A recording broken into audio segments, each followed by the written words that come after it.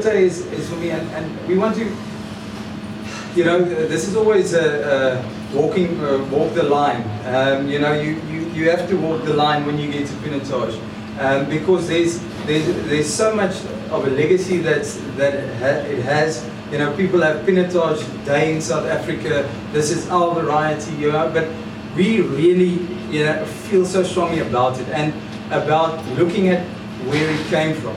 What is Pinotage in essence? Again, this whole thing, and I started with Vine Vine Terroir Heritage Future.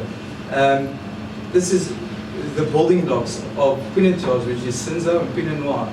These fantastic wines on their own. They've got expressive fruit. It's floral. There's spice. There's a lot of beauty and mystique within these wines singly. Put it together, Pinotage, I don't know.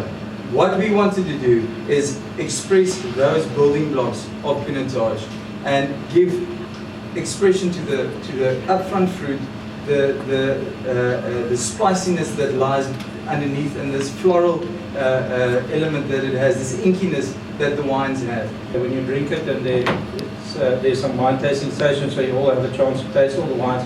It's like a spicy Pinot Noir.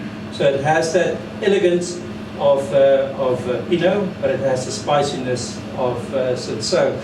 You know, I personally think that we have looked at Pinotage in South Africa and we made it like Cabernet Sauvignon or Bordeaux style blends. That's how we have approached Pinotage in the past. Nobody had took a step back and say, where does it come from? Does the styles that we make in the past doesn't even have remotely the renaissance of Cinsault or Pinot Noir. So I think Gavin had a very valid point in the sense that he was adamant that we should make it understated, much lighter in style, 13.5 alcohol, and show that elegance of Pinot Noir with the spiciness of Cinsault. And taste it. Most people that Gavin said to me, I never tell people, we just gave him the Liberté, and nobody, I've tried it. I just arrived this morning from Neisner, the Wine Oyster Festival. Elsha, I was lucky enough to give her a lift and bring her here.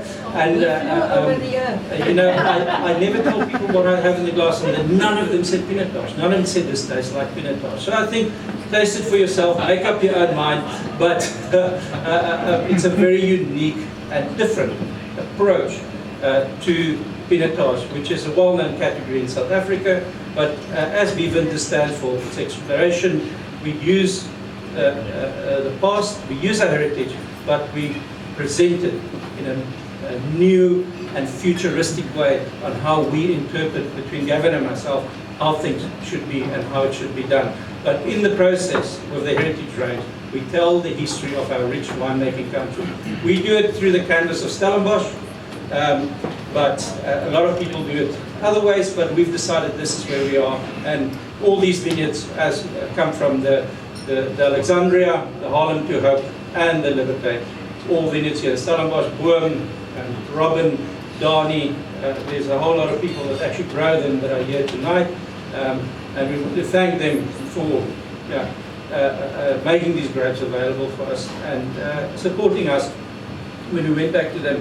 One thing before I get off and bore you any further, but we actually made the first Liberté in 2013. What you have tonight is 14.